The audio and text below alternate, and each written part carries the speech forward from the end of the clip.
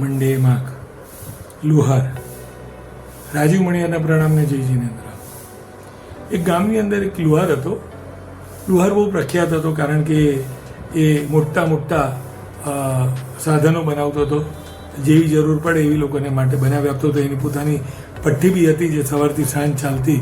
એ ખેડૂતો માટે મોટા હળ બનાવે અને જેને બી જેવી કંઈ મોટી વસ્તુનું ઉત્પાદન કરવું હોય એ લોકો એની પાસે જાય અને એની પાસે બનાવડાવે. વર્ષો વીતી ગયા અને ધીરે ધીરે વૃદ્ધ થયો. એકવાર એ મોટું હળ બનાવતો હતો અને એને જોર જોરથી ટીપતો હતો ત્યારે અચાનક એ ધાતુજીની જે બનાવતો હતો એ ધાતુમાં ક્રેક પડી ગઈ અને એ નકામું થઈ ગયું. એને સમજાઈ ગયું કે હવે જે હાથમાં જોર હતું એ જોર ઘટી ગયું છે.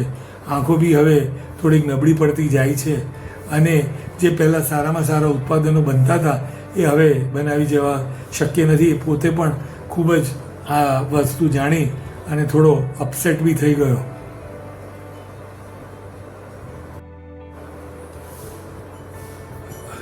એ લુહારને રાત્રે ઊંઘ ના આવી, પણ રાત્રે મધ્યરાત્રિ પછી એને યાદ આવ્યું કે એના ગુરુજીએ એક વાત કહી હતી.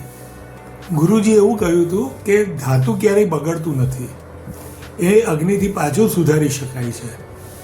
એ સવારે ઉઠ્યો, પોતાની ભઠ્ઠીએ પહોંચ્યો અને ત્યાં જે હળનું જે નકામું થયેલું મટીરિયલ જે હતું એ મટીરિયલ પાછું એણે ભઠ્ઠીમાં નાખ્યું અને એનાથી હળ બનાવવાના બદલે એને વિચાર આવ્યો કે એનાથી નાની નાની વસ્તુઓ બનાવો. એટલે એને ધીરજપૂર્વક શાંતિથી બરાબર એને સમય આપીને ઓગાળી અને એણે નવી વસ્તુ બનાવવાની, નાની નાની વસ્તુઓ બનાવવાની શરૂઆત કરી. ધીમે ધીમે આખા ગામમાં વાત ફેલાઈ ગઈ અને લોકો પાસે જે જૂના હળ અને બુઠ્ઠા થઈ ગયેલા જેવી ધાતુની વસ્તુઓ હતી એ બધી એની પાસે લઈ આવ્યા અને એને કહ્યું કે ભાઈ તમે આને કાઢી નાખો.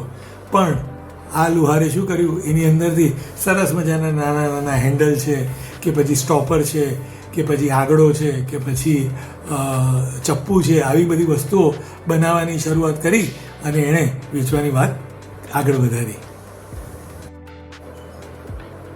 તો મિત્રો, આજનું મંડે માર્ક આ જ કહે છે કે આપણી પાસે શક્તિ છે, આપણી પાસે જે સમય છે અને આપણી પાસે જે વસ્તુઓ છે એ વસ્તુઓનો કેવી રીતે નવી રીતે આપણે વિચાર કરી અને એનો ઉપયોગ કરી શકીએ, જેથી આપણે બીજા એ જ વસ્તુઓનો ફરી પાછો ઉપયોગ કરી શકીએ.